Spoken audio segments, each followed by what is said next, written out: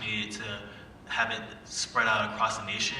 I can remember going on a flight to, I think it was New Orleans or Georgia, and the flight person, he saw my bag and it had my fraternity Alpha Alpha on it, and he was just kind of talking to me, just trying to help me out, and just trying to make sure I was doing well because he knew me from fraternity. We're the same fraternity, so that bond that goes across the nation, that's just not here on campus, but that's across the nation.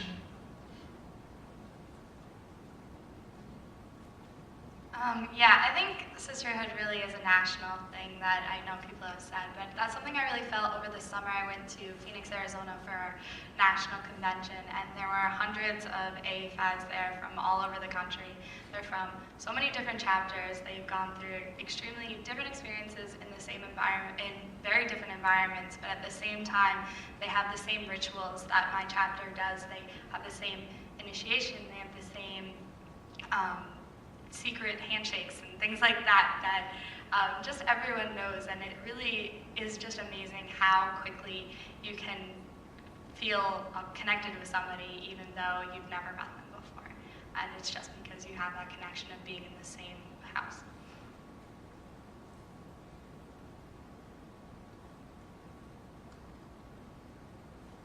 Okay, I've heard Greek life provides social opportunities. Can you tell me more about that?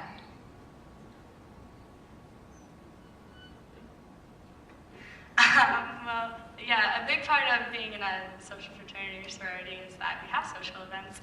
On weekends, we'll generally have, on most normal weekends, we'll generally have a few mixers, which are held at fraternity houses, and girls in sororities will go, and there's usually a theme, and they're always really fun.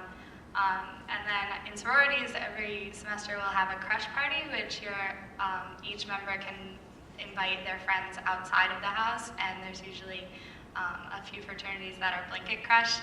So that's just a really big party that is a gathering of a lot of different types of people on campus. So those are a lot of fun as well.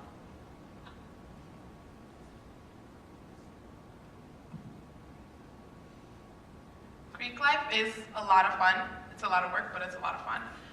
Kind of like Cornell. And for me, I've gotten to know a lot of people outside of Cornell.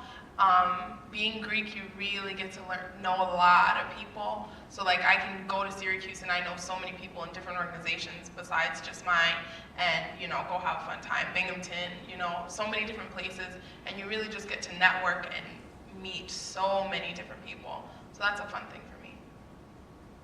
So I served as formal social of my chair, my chapter, so I had experience planning a formal event, which happens every semester for almost every house, and it's kind of fun to get to dress up. But another thing I really love about being in a sorority is that we do like a lot of sisterhood events. Like, for example, we did like pumpkin carving, or we'll have lunches every single week in Trillium. So it's just nice things to look forward to that you can do with your sisters that you might not get around to planning on your own because we're all busy as Cornell students. But if someone plans the event and like, hey, show up at this time, it's gonna be really fun. It's just like an awesome thing to get to do with your sisters that you probably wouldn't have done otherwise. I think the same is true for IFC, maybe like a little bit different, probably not so much pumpkin carving. But we have mixers and formals, and we also have a lot of brotherhood events. So like this weekend on Saturday, we went to Ithaca Paintball for a few hours, which is great. But I mean, there's stuff all the time. Things are happening all the time. And I guess for MGLC, even though our numbers are a little bit smaller, we do have socials, our social organizations. And then outside of Cornell, like she briefly mentioned, you really do get to meet a lot of people. And I've been to socials and mixers in very different parts of the country. I really do like the fact that I can touch base on any area in the United States and basically just be like, hey, I'm in the area, do you want to hang out? There are sisters and brothers in different organizations that I know I can just reach out to, and they'll make time for me and show me around, and just because you have that one bond and one common thing, just because you're Greek. I'll add to one thing that nobody mentioned, but that I heard being talked about before the panel is intramurals. A lot of fraternities and sororities can have intramural teams here at Cornell, and there is a special kind of division, and so sometimes it's very coveted to win that division. And I know Alex's fraternity, for example, participates a lot, but there is an intramural for almost anything you can think of. The examples are kind of escaping me, but like from bowling to frisbee golf to soccer to football, so that's another opportunity. So a lot of people have mentioned stress of Cornell already, which I'm sure that you might have experienced. So this question is, how do you balance academics and sorority or fraternity membership?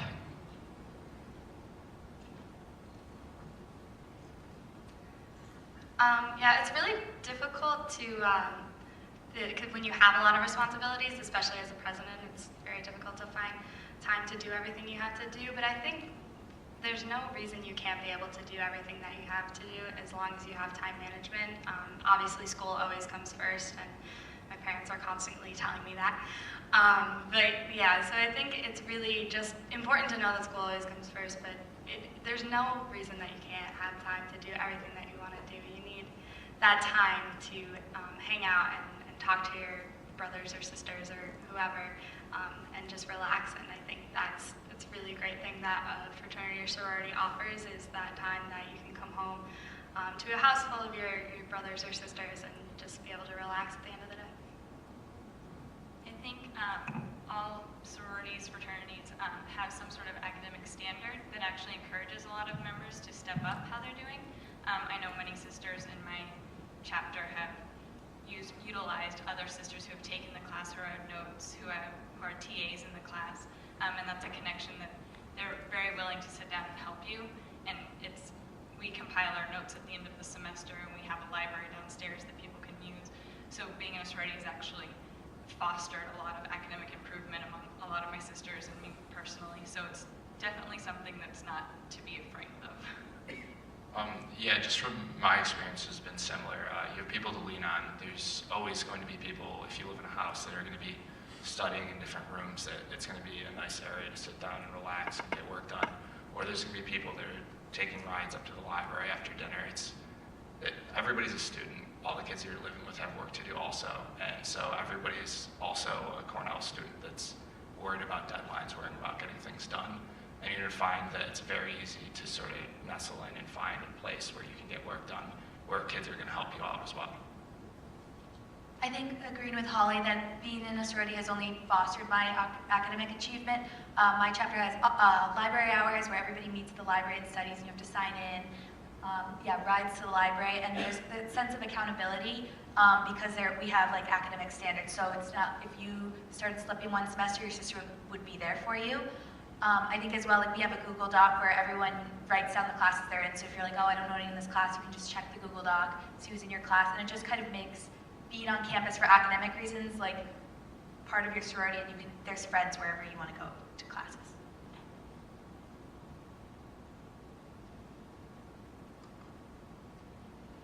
So a few of you have made references, but this question is, if you have a house, what's it like to live there? And did you have to live there? And I will invite students, even if they haven't lived in a formal fraternity or sorority house, to maybe speak to the experience of living together with brothers and sisters.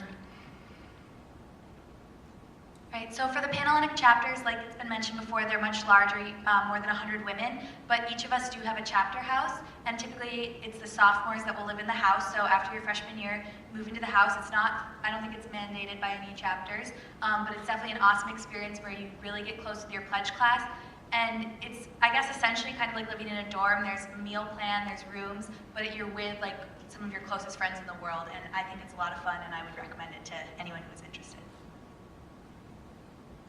Very similar for IFC. It's not mandated to live in the chapter house, but I think it's something that the vast majority of people take advantage of, at least in the sophomore year.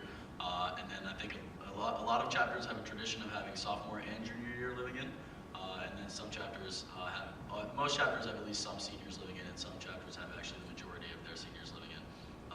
So it's definitely your main place to hang out. The chapter is largely tied to their house. The Interfraternity Council has a lot of really cool and really historic houses here on campus, places that have been around and been a part of the history of the university for hundreds of years, and there's a lot of history there. and it just adds to the sense of pride and responsibility that you have to sort of take care of the place and be true to the traditions. For MGLC, as I stated earlier, a lot of chapters do not have houses. However, that doesn't really stop us from living together. I know right now I'm currently living with 3 brothers from my chapter, and I think it's a very similar experience of kind of living with your brothers, having that opportunity to kind of connect with one another. Yeah, so same here. I'm senior, so last year I lived with a bunch of the girls, and again this year I'm living with 6 of the girls right now. We're all seniors. We have a house in College Town, and it's really, really fun. And you get to find out things you would never find out about people if you didn't live with them, like weird sleeping habits and things like that. It's really fun. And I know that, I know we don't really do it, but I've talked to other brothers and stuff from other organizations where they live together, and basically I know they prank each other all the time, and it's always a really good time. Another thing is, I know I mentioned that the sophomores live in the Panhellenic chapter houses, but I think it just makes the move to College Town so much easier if you're in a sorority, because your sisters who are a year older than you and already live there will kind of help facilitate you moving there. There's a lot of questions about leases, etc.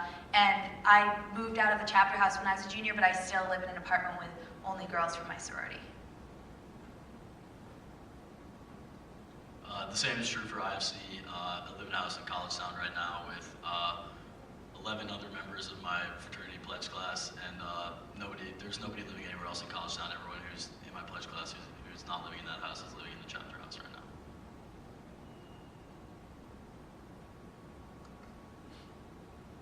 now. Okay, because we know the recruitment season for first-year students particularly, but for any student who is unaffiliated and wants to participate, will happen beginning in January, formally. We wanted to ask, what would your tips be for someone going through recruitment?